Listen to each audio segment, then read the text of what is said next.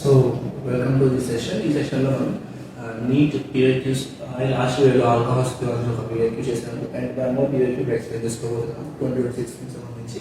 So the question is like this: reaction between acetone and methyl magnesium chloride followed by hydrolysis will give. So acetone అనేది methyl magnesium తో react అయినప్పుడు hydrolysis process లో నాకు వచ్చే product ఏంటి అంటున్నారు. So first of all, acetone formula CH3CH3 plus methyl magnesium chloride అంటే CH3 NH3. చాలా సింపుల్ రియాక్షన్, టెన్షన్ లేక్కర్లేదు. ఈ రెండు యాడ్ అయినప్పుడు ఇక్కడ డబుల్ బాండ్ ఓ కాస్త సింగిల్ బాండ్ అవుతుంది. అంటే CH3CO మైనస్ వస్తుంది, బాండ్ మిస్ అవుతుంది కాబట్టి. అండ్ నెక్స్ట్ ఇక్కడ మనకి MgCl ఉంది కదా, ఇది వచ్చి సెట్ అవుతుంది. దీంతో మనం పక్కన MgCl with magnesium plus charge ఉంటుంది అండ్ ఆక్సిజన్ తో మైనస్ చార్జ్ ఉంటుంది. అండ్ ఇక్కడ CH3 యాజ్ యూజువల్.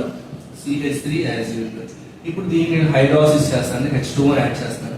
ఎప్పుడైతే నేను H2O యాడ్ చేస్తానో నాకు ఇమీడియట్ ఏమవుతుందంటే ఈ MgCl ప్లేస్ లోకి అప్పుడు హైడ్రోజన్ సెట్ అవుతుంది. ఇమీడియట్ అక్కడ మైనస్ చార్జ్ పోయి నాకు ఆల్కహాల్ ఫామ్ అవుతుంది. So CH3COH CH3CH3.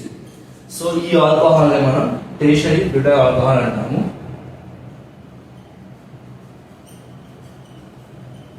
So options చూసుకుంటే ఆప్షన్ సి మనకి ఆన్సర్ కింద కనబడుతుంది. I hope you understand. మరికొన్ని వీడియో చూస్తూ నెక్స్ట్ వీడియో కలుసుకుందాం. Please subscribe and share.